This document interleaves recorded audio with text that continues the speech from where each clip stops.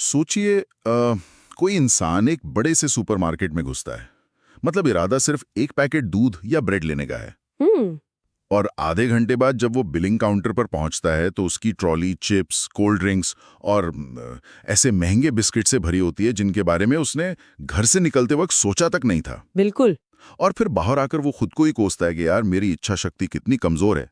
मतलब इंसान अक्सर सोचता है कि पानी पीना हो या जंक फूड खाना हो या कोई खास सामान खरीदना हो, ये सब उसकी अपनी स्वतंत्र पसंद है। सही बात है।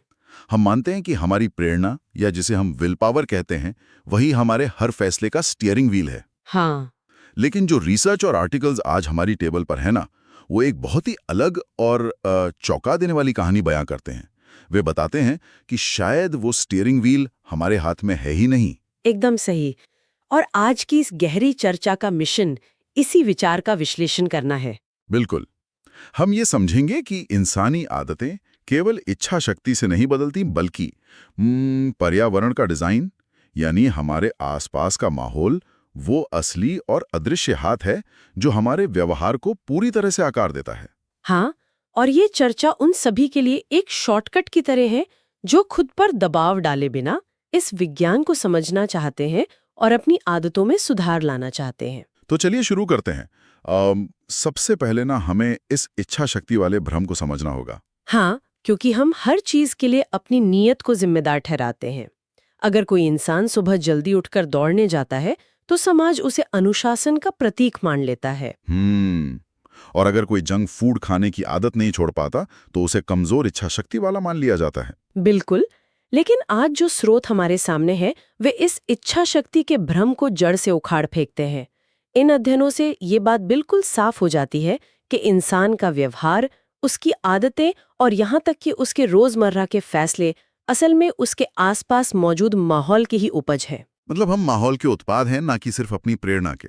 और इस बात को साबित करने के लिए ना मेडिकल साइंस का एक ऐसा प्रयोग हमारे स्रोतों में दर्ज है जिसने सच में मेरे होश उड़ा दिए। हाँ, वो अस्पताल वाला प्रयोग ना। हाँ वही। ये घटना बॉस्टन के मशहूर मैसाचुसेट्स जनरल अस्पताल की है। वहां की एक प्राइमरी केयर फिजिशियन थी, डॉक्टर एनी थॉर्नडाइक। उनके सामने एक बड़ी चुनौती थी। अस्पताल के हजारों कर्मचारियों और रोज आने वाले मरीजों के तीमारदारों की खाने पीने की आदतें बहुत खराब थी। अब आमतौर पर एक डॉक्टर क्या करता है? वो लेक्चर देता है, पर्चे बांटता है या हेल्थ पोस्टर लगाता है। हाँ यही तो होता है। लेकिन डॉक्टर थॉर्नडाइक का आइडिया बिल्कुल अलग था। उनका मानना था कि वो लोगों से बिना एक शब्द कहे, बिना उन्हें किसी डाइट प्लान के बारे में बताए, उनकी आदतें सुधार सकती हैं। और यहीं से उस विज्ञान की शुरुआत होती है जिसे विकल्पों का ढांचा या चॉइस आर्किटेक्चर कहा जाता है। डॉक्टर थॉर्नडाइक और उनके रिसर्च साथियों ने 6 महीने का एक प्रयोग डिजाइन किया। उन्होंने क्या किया? उन्होंने किसी की इच्छा शक्ति को चुनौती नहीं दी, बल्कि अस्पताल के कैफेटेरिया के माहौल में कुछ बहुत ही मामूली लेकिन रणनीतिक बदलाव किए। शुरुआत में कैफेटेरिया के कैश रजिस्टर के पास जो बड़े बड़े फ्रिज रखे थे, उनमें सिर्फ सोडा और कोल्ड ड्रिंक्स भरी होती थीं। पानी की बोतलें वहां थी ही नहीं। अच्छा। तो रिसर्च टीम ने कोई बड़ा नियम नहीं लागू किया। उन्होंने बस उन फ्रिजों में सोडा के साथ साथ पानी की बोतलें भी सजा दी। और बात यहीं खत्म नहीं हुई। उन्होंने पूरे कैफेटेरिया में जहां जहां खाना रखा जाता था, उन फूड स्टेशंस के ठीक बगल में पानी की बोतलों की टोकरियां रख दी। मतलब सोडा अभी भी अपनी मुख्य जगह पर मौजूद था, किसी ने उसे हटाया नहीं था। बिल्कुल। लेकिन पानी अब कैफेटेरिया के हर छोटे बड़े कोने में नजर आने लगा था। चलिए इसे थोड़ा विस्तार से समझते हैं। ये बिल्कुल किसी खेल के नियम बदलने जैसा है, लेकिन मैदान में खेल रहे खिलाड़ियों को ये बताए बिना कि अब खेल बदल चुका है। सही कहा। किसी से नहीं कहा गया कि सोडा सेहत के लिए खराब है या पानी पीना चाहिए। और इसके नतीजे बहुत हैरान करने वाले थे। सिर्फ 3 महीने के अंदर उस अस्पताल के कैफेटेरिया में सोडा की बिक्री 11.4% नीचे गिर गई। अरे वाह! हाँ, और उसी दौरान पानी की बोतलों की बिक्री 25.8% बढ़ गई। खाने के मामले में भी ऐसा ही पैटर्न देखा गया। लोगों ने अचानक स्वस्थ विकल्प चुनने शुरू कर दिए। और ये सब सिर्फ इसलिए हुआ क्योंकि पानी अब आसानी से हाथ में आ सकता था। बिल्कुल। और ये तथ्य ना एक बहुत ही गहरा और थोड़ा चुभने वाला सवाल उठाता है। क्या ऐसी स्थितियों में स्वतंत्र इच्छा या फ्री विल महज एक भ्रम है? क्या हम वाकई अपने फैसले खुद ले रहे हैं? यहाँ जो बात सबसे आकर्षक है वो ये है कि इंसान अपनी पसंद को लेकर बहुत ज्यादा आत्मविश्वास में रहता है। अस्पताल में पानी खरीदने वाले हर इंसान को यही लगा होगा कि आज उसे अचानक पानी पीने की तलब उठी है। हाँ, उसे लगा होगा कि ये उसका खुद का फैसला है। बिल्कुल, लेकिन असलियत ये है कि लोग किसी चीज को सिर्फ इसलिए नहीं चुनते कि वो चीज क्या है, बल्कि इसलिए चुनते हैं कि वो चीज रखी कहाँ है। अगर घर में रसोई की स्लैब पर सामने ही कुकीज का डिब्बा खुला रखा है, तो कोई भी आते जाते उसे खा लेगा, भले ही उसका पेट भरा हो। सही बात है। और इस पूरी प्रक्रिया को विज्ञान ने दशकों पहले ही समझ लिया था। हमारे स्रोतों में कर्ट लेविन का जिक्र है, जो 1936 के एक बहुत ही प्रभावशाली मनोवैज्ञानिक थे। हाँ, लेविन का काम बहुत अहम है। उस जमाने में माना जाता था कि इंसान का व्यवहार सिर्फ उसकी पर्सनैलिटी या उसके चरित्र का हिस्सा है। लेकिन लेविन ने एक साधारण सा समीकरण दिया, B = FP, यानी behaviour is a function of the person and the environment. मतलब कोई भी व्यवहार उस व्यक्ति और उसके आसपास के माहौल के आपसी तालमेल का नतीजा होता है। हाँ, ये समीकरण मनोविज्ञान के नजरिए से तो कमाल का है ही, लेकिन मुझे लगता है कि ये व्यापार की दुनिया के लिए एक बहुत बड़े हथियार जैसा साबित हुआ। जो बात मनोविज्ञान को 1936 में समझ आई, उसे बाजार ने मुनाफे में बदलना शुरू कर दिया। बिल्कुल, हमारे नोट्स में एक और जिक्र है 1952 का। हॉकिंस स्टर्न नाम के विशेषज्ञ ने सजेशन इम्पल्स बाइंग का सिद्धांत पेश किया था। ये वो स्थिति है ना, जब कोई ग्राहक किसी दुकान में टहल रहा होता है और उसकी नजर पहली बार किसी उत्पाद पर पड़ती है। हाँ, और उसे अचानक महसूस होता है कि ये चीज तो उसे चाहिए ही चाहिए। ये कोई संयोग नहीं है ना? बिल्कुल कोई संयोग नहीं है। व्यापार जगत इस चॉइस आर्किटेक्चर का मास्टर है। उन्होंने लेविन के समीकरण को एक साइंस में बदल दिया है। रिटेल स्टोर के डिजाइनर्स इस बात को बहुत अच्छी तरह जानते हैं कि इंसान वो नहीं खरीदता जो वो घर से सोच कर निकलता है। तो वो क्या खरीदता है? इंसान वो खरीदता है जो उसके लिए सबसे ज्यादा स्पष्ट और सुलभ होता है। इसी वजह से दुकानों में सबसे महंगे या सबसे ज्यादा मार्जिन वाले उत्पाद हमेशा ग्राहकों की आंखों के स्तर पर रखे जाते हैं, जिसे आई लेवल इज बाय लेवल कहा जाता है। और जो सस्ते विकल्प होते हैं, उन्हें जानबूझकर नीचे जमीन के पास वाली शेल्फ में छिपा दिया जाता है, ताकि ग्राहक को उन्हें ढूंढने के लिए मेहनत करनी पड़े। एकदम सही। रुको, क्या इसी वजह से सुपरमार्केट की हर लाइन या आइल के बिल्कुल अंत में वो बड़े-बड़े डिस्प्ले लगे होते हैं, जिन्हें एंड कैप्स कहा जाता है? एकदम सही पकड़े आप। वे एंड कैप्स किसी भी सुपरमार्केट के लिए सोने की खदान होते हैं। जब कोई इंसान स्टोर के अंदर खरीदारी कर रहा होता है, तो उसे एक सेक्शन से दूसरे सेक्शन में जाने के लिए इन आइल्स के अंत से होके गुजरना ही पड़ता है। स्रोत के आंकड़े बहुत चौंकाने वाले हैं।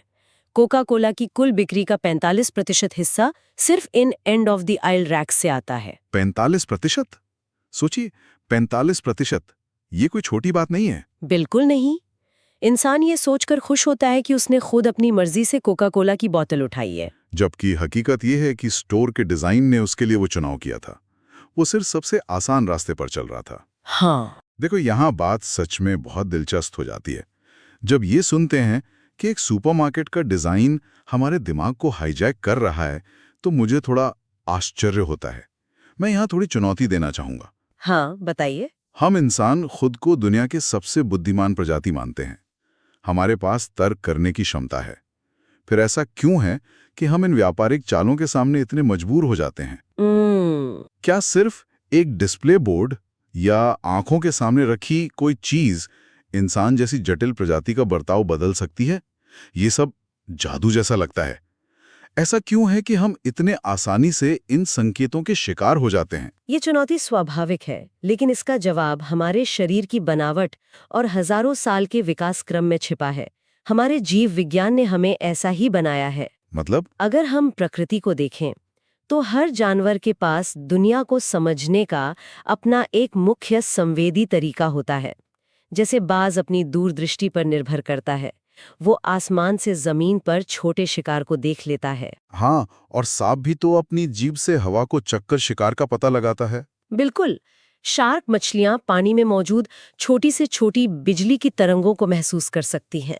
यहाँ तक कि सबसे छोटे बैक्टीरिया के पास भी कुछ खास रिसेप्टर्स होते हैं जो उन्हें जहरीले रसायनों से बचाते हैं। तो इंसानों के मामले में वो मुख्य संवेदी तरीका क्या है? इंसानों के लिए वो तरीका है हमारी दृष्टि, यानी हमारी देखने की क्षमता। मानव शरीर में कुल मिलाकर लगभग 1 करोड़ 10 लाख संवेदी रिसेप्टर्स होते हैं जो हमें दुनिया का अनुभव कराते हैं। ओके। और ये जानकर हैरानी होगी कि इन 1 करोड़ 10 लाख में से पूरे 1 करोड़ रिसेप्टर्स केवल दृष्टि के लिए समर्पित है। बाप रे, 1 करोड़। हाँ, यानी हमारा शरीर बना ही इस तरह है कि वो दुनिया को मुख्य रूप से आंखों के जरिए समझे। कुछ विशेषज्ञों का तो यहाँ तक मानना है कि हमारे दिमाग के संसाधनों का लगभग आधा हिस्सा केवल दृश्य जानकारी को प्रोसेस करने पर खर्च होता है। मतलब हम सुनने, सूंघने या छूने से कहीं ज्यादा अपनी आंखों पर निर्भर है। बिल्कुल। इसीलिए ये बिल्कुल भी आश्चर्य की बात नहीं है कि जो चीजें हमें दिखती हैं वे हमारे व्यवहार को बदलने के सबसे बड़े ट्रिगर बन जाती हैं। अच्छा, तो इसका मतलब है कि जो हमारे आंखों के सामने नहीं है वो हमारे दिमाग के लिए एक तरह से अस्तित्व में ही नहीं है। Out of site, out of mind. सही कहा। दृष्टि की ये प्रधानता ही वो वजह है कि सामने रखी चीजें हमारी इच्छा शक्ति को हरा देती हैं। लेकिन क्या इस जीव विज्ञान का असल जिंदगी में वाकई इतना बड़ा असर होता है? बिल्कुल होता है। और हमारे स्रोतों में इसके कुछ बहुत ही शानदार और जमीनी उदाहरण दिए गए हैं।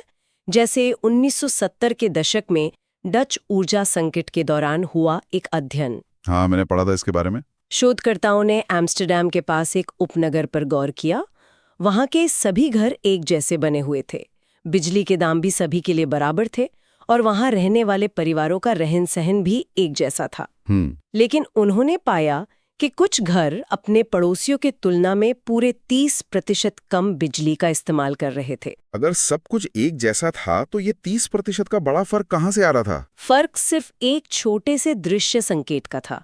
बात ये थी कि जिन घरों में बिजली का मीटर बेसमेंट में अंधेरे में लगा था, जहां कोई उसे रोज नहीं देखता था, वहां बिजली की खपत बहुत ज्यादा थी। अच्छा। लेकिन जिन घरों में बिजली का मीटर ऊपर मुख्य दालान या हॉलवे में लगा था, जहां आते जाते लोगों की नजर रोज उस पर पड़ती थी, वहां खपत 30% कम थी। कमाल है। यानी जब ऊर्जा का इस्तेमाल लोगों की आंखों के सामने स्पष्ट हो गया, जिसे वे आते जाते ट्रैक कर सकते थे, तो उन्होंने बिना किसी दबाव के प्राकृतिक रूप से अपना व्यवहार बदल लिया। हाँ, और शिपोल हवाई अड्डे का उदाहरण तो मानव मनोविज्ञान का एक क्लासिक केस बन चुका है। हाँ, वो यूरेनल्स वाला ना। बिल्कुल। एम्स्टर्डम के इस हवाई अड्डे पर सफाई कर्मचारी पुरुषों के मूत्रालयों के आसपास होने वाली गंदगी से बहुत परेशान थे। उन्होंने एक बहुत ही चतुर चाल चली। उन्होंने हर मूत्रालय के बीच में एक छोटा सा स्टिकर लगा दिया। वो स्टिकर बिल्कुल एक असली मक्खी जैसा दिखता था। और मैं शर्त लगा सकता हूँ कि इसका असर तुरंत हुआ होगा। असर ऐसा हुआ कि कोई सोच भी नहीं सकता था। जब भी लोग वहां आते तो उनका दिमाग अवचेतन रूप से उस मक्खी पर निशाना साधने लगता। हाँ, क्योंकि इंसानों में एक लक्ष्य पर फोकस करने की ये प्राकृतिक आदत होती है। बिल्कुल। इस एक छोटे से स्टिकर ने उनकी सटीकता बढ़ा दी। बाद में जब हिसाब लगाया गया तो पता चला कि सिर्फ एक स्टिकर ने बाथरूम की सफाई के खर्च में पूरे 8% की कमी कर दी थी। एक मामूली स्टिकर से 8% का मुनाफा। ये दिखाता है कि हमारे विजुअल ट्रिगर्स कितने ताकतवर हो सकते हैं। एकदम सही। तो इस सब का असल मतलब क्या है? अगर बड़ी बड़ी कंपनियां, सुपरमार्केट्स और डिजाइनर इन ट्रिगर्स का इस्तेमाल हमारे फैसले बदलने के लिए कर रहे हैं, तो सवाल ये उठता है कि हम इस विज्ञान का इस्तेमाल अपने खुद के फायदे के लिए कैसे कर सकते हैं? हम कैसे इस अदृश्य हाथ का नियंत्रण अपने हाथ में ले सकते हैं? अगर हम इसे बड़ी तस्वीर से जोड़कर देखें तो सच्चाई ये है कि ज्यादातर लोग अपनी पूरी जिंदगी दूसरों द्वारा बनाए गए माहौल के उपभोक्ता बनकर बिता देते हैं। हम बस उस दुनिया में जी रहे होते हैं जिसे किसी और ने हमारे लिए डिजाइन किया है। सही बात है। लेकिन असली ताकत अपने माहौल का खुद आर्किटेक्ट बनने में है। अगर कोई भी नई आदत शुरू करनी है तो उसका सबसे पहला नियम यही है कि उस आदत के संकेत को अपनी आंखों के सामने बिल्कुल स्पष्ट कर देना चाहिए। इसका कोई रोजमर्रा का उदाहरण? शोध में लेखक ने अपनी खुद की जिंदगी का एक बहुत ही व्यवहारिक अनुभव साझा किया है। पहले वे बाजार से सेब खरीदते थे और उन्हें लाकर फ्रिज के सबसे निचले हिस्से यानी क्रिस्पर ड्रॉर में रख देते थे। और फिर वे भूल जाते होंगे कि सेब रखें। बिल्कुल। और वे सेब वहीं पड़े पड़े सड़ जाते थे। क्योंकि जो आंखों से ओझल है वो दिमाग से ओझल है। वे सेब रखे और उस बॉल को किचन के काउंटर पर बिल्कुल बीचों बीच रख दिया। और फिर क्या हुआ? नतीजे के तौर पर उन्होंने रोज सेब खाना शुरू कर दिया।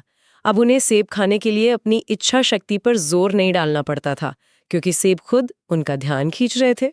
ये बहुत ही कारगर उपाय लगता है। अगर किसी को अपनी दिनचर्या में कुछ नया शामिल करना है तो उसे उसके संकेतों को अपने रास्ते में खड़ा कर देना चाहिए। बिल्कुल। स्रोतों में इसके और भी कई छोटे छोटे लेकिन असरदार उदाहरण दिए गए हैं। जैसे अगर कोई इंसान भूलने की वजह से रोज रात को दवा नहीं ले पाता तो उसे वो दवा की बोतल बंद अलमारी में नहीं बल्कि सीधे बाथरूम के नल के पास रख देनी चाहिए। हाँ, ताकि जब वो रात को ब्रश करने जाएगा तो दवा खुद उसे याद दिलाएगी। सही कहा। और अगर किसी को गिटार सीखने का शौक है लेकिन गिटार कवर में पैक होकर बिस्तर के नीचे पड़ा है तो वो कभी नहीं बजेगा। उसे बाहर निकालकर लिविंग रूम के बीचों बीच एक स्टैंड पर रखना होगा। जो व्यवहार जीवन का एक बड़ा हिस्सा बनना चाहिए, उसके संकेत भी पर्यावरण का एक बड़ा हिस्सा होने चाहिए। सबसे पक्की और पुरानी आदतें वो होती हैं जिनके आसपास कई सारे ट्रिगर्स होते हैं। मतलब एक से ज्यादा संकेत। हाँ, अगर हम धूम्रपान करने वालों के व्यवहार का विश्लेषण करें तो पाएंगे कि उनके पास सिगरेट पीने के अनगिनत संकेत होते हैं। गाड़ी चलाना एक संकेत है, काम के बीच ब्रेक लेना एक संकेत है, तनाव महसूस करना या किसी दोस्त को सिगरेट पीते देखना भी एक संकेत है। ये सब एक ही आदत को बार बार ट्रिगर करते हैं। बिल्कुल। हम अच्छी आदतों के लिए भी बिल्कुल यही रणनीति अपना सकते हैं। अपने आसपास अच्छे और सकारात्मक ट्रिगर्स बिखेरकर हम सही फैसला लेने की प्रक्रिया को इतना आसान बना सकते हैं कि वो प्राकृतिक लगने लगे। लेकिन रुको, अब बात सिर्फ वस्तुओं को सही जगह पर रखने की नहीं है ना। स्रोत हमें एक और गहराई में ले जाते हैं। हाँ, वो संदर्भ वाली बात। बिल्कुल। वे बताते हैं कि बात सिर्फ एक सेब के बॉल या गिटार की नहीं है बल्कि उस पूरी जगह की है, उस कॉन्टेक्स्ट की है जिसमें हम मौजूद होते हैं। कई बार पूरा कमरा या पूरा माहौल ही अपने आप में एक शक्तिशाली ट्रिगर बन जाता है। ये संदर्भ या कॉन्टेक्स्ट की ताकत का एक बहुत गहरा बिंदु है। हमारा दिमाग हमारी आदतों को उन स्थानों के साथ बहुत मजबूती से जोड़ देता है जहां वे घटित होती हैं। मतलब घर, ऑफिस, जिम या रेस्टोरेंट, हर जगह के साथ दिमाग का एक अलग रिश्ता बन जाता है। हाँ, उदाहरण के लिए कई लोग जब घर पर अकेले होते हैं तो शराब नहीं पीते, लेकिन सामाजिक स्थितियों में जैसे किसी बार में जहां मध्यम रोशनी हो, तेज संगीत बज रहा हो और दोस्त आसपास हो, वे सामान्य से ज्यादा पी लेते हैं। यहाँ ट्रिगर सिर्फ शराब की बोतल नहीं है, वो पूरा माहौल, वो शोर और वो वाइब एक ट्रिगर है। सही कहा। इसे वैज्ञानिक स्तर पर समझने के लिए अनिद्रा के शिकार लोगों पर किया गया एक अध्ययन बहुत अहम है। वैज्ञानिकों ने उन लोगों को एक बहुत ही कड़ा निर्देश दिया कि वे बिस्तर पर तभी जाएं जब उन्हें इतनी तेज नींद आ रही हो कि वे खड़े न रह सकें। और अगर बिस्तर पर जाने के बाद भी नींद ना आए तो उन्हें निर्देश था कि वे बिस्तर पर लेटकर करवटें ना बदलें। उन्हें तुरंत उठकर दूसरे कमरे में चले जाना था और तब तक वापस बिस्तर पर नहीं आना था जब तक दोबारा नींद हावी ना होने लगे। अरे वाह! तो इस प्रयोग का नतीजा क्या निकला? क्या इससे उनकी नींद की समस्या सुलझी? समय के साथ इसका बहुत चमत्कारी असर दिखा। उन लोगों के दिमाग ने धीरे धीरे बिस्तर को सिर्फ और सिर्फ सोने की क्रिया के साथ जोड़ लिया। पहले उनका दिमाग बिस्तर को फोन चलाने, टीवी देखने या तनाव में आकर छत घूरने की जगह मानता था, लेकिन इस प्रयोग के बाद दिमाग ने ये सीख लिया कि इस खास जगह पर सिर्फ एक काम होता है और वो है सोना।